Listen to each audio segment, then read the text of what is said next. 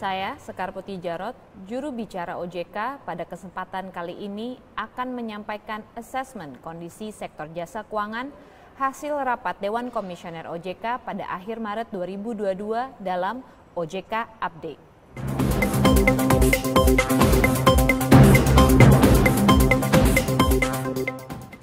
Sobat OJK, berdasarkan hasil rapat Dewan Komisioner OJK pada akhir Maret 2022, OJK mencatat sektor jasa keuangan tetap stabil dan bertumbuh.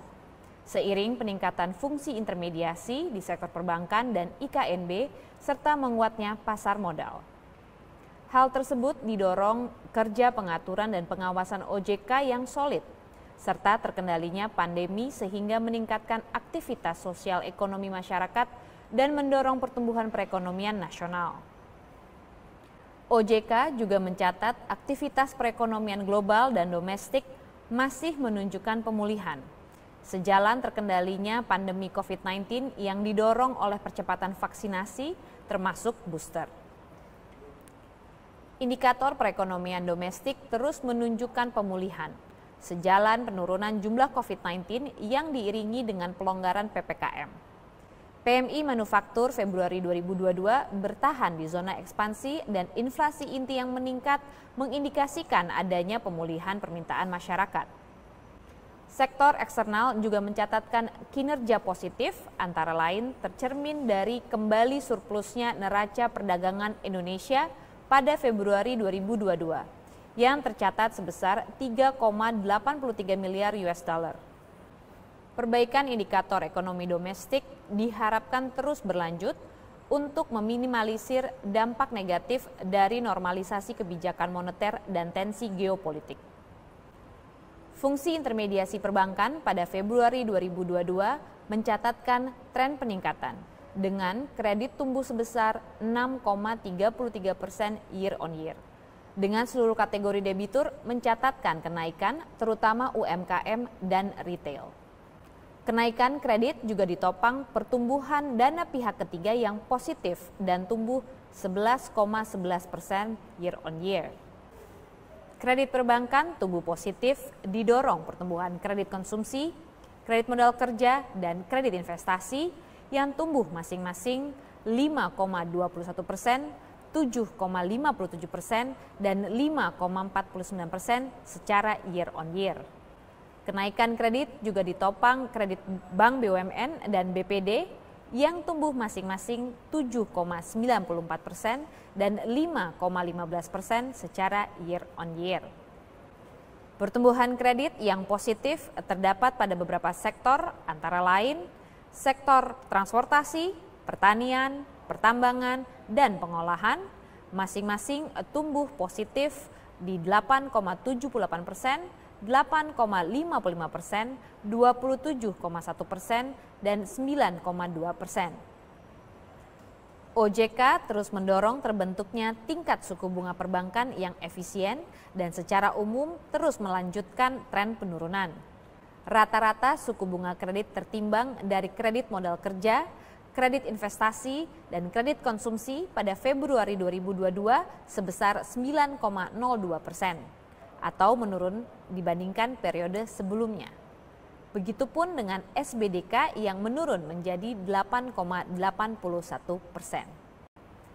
Pada industri pasar modal, sepanjang Maret 2022, indeks saham menguat seiring optimisme pelonggaran PPKM. Per 29 Maret 2022, IHSG menguat pada level 7.011,69. Penghimpunan dana di pasar modal pada Maret 2022 juga tumbuh.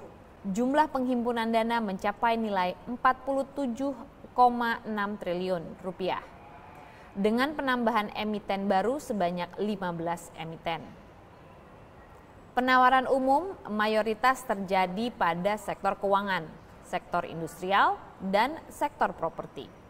NAB reksadana juga meningkat diiringi pertumbuhan jumlah investor domestik. Hal ini menunjukkan kepercayaan investor terhadap perekonomian Indonesia masih baik. Di sektor IKNB, piutang pembiayaan dalam tren peningkatan dan tumbuh 2,43% menjadi 371,6 triliun rupiah. Terutama didorong oleh jenis pembiayaan modal kerja dan investasi dengan mayoritas sektoral mengalami pertumbuhan positif. Pertumbuhan pembiayaan juga terjadi pada fintech peer-to-peer lending yang mencatatkan pertumbuhan outstanding pembiayaan sebesar 104% secara year on year menjadi 34,6 triliun rupiah. Seiring membaiknya kinerja sektor jasa keuangan domestik tersebut, profil resiko lembaga jasa keuangan pada Februari 2022 masih terjaga dengan rasio NPL gross menurun menjadi 3,08% dan rasio NPF perusahaan pembiayaan stabil di level 3,25%. Selain itu, likuiditas industri perbankan pada Februari 2022 masih berada pada level yang memadai. Hal tersebut terlihat dari rasio alat liquid per non-core deposit dan alat liquid per DPK, masing-masing sebesar 147,33% dan 32,72% di atas ambang batas ketentuan masing-masing pada level 50% dan 10%. Dari sisi permodalan, lembaga jasa keuangan juga mencatatkan permodalan yang semakin membaik. Industri perbankan mencatatkan peningkatan CAR menjadi sebesar 25,82% atau jauh di atas threshold. Begitu pula pada gearing ratio perusahaan pembiayaan yang mencatat sebesar 1,94 kali atau jauh di bawah batas maksimum 10 kali. Sementara itu, industri asuransi jiwa dan asuransi umum mencatatkan RBC yang meningkat masing-masing sebesar 535,7% dan 323,1% yang berada jauh di atas threshold 120%. Kredit restrukturisasi COVID-19 dan jumlah debitur di Februari 2022 juga terus bergerak turun dengan tren yang melandai dibandingkan dengan bulan sebelumnya. Peran restrukturisasi sangat penting menekan tingkat NPL dan NPF dari bank atau perusahaan pembiayaan sehingga stabilitas sektor jasa keuangan terjaga dengan baik. OJK terus mengamati perkembangan kondisi perekonomian dan sektor jasa keuangan.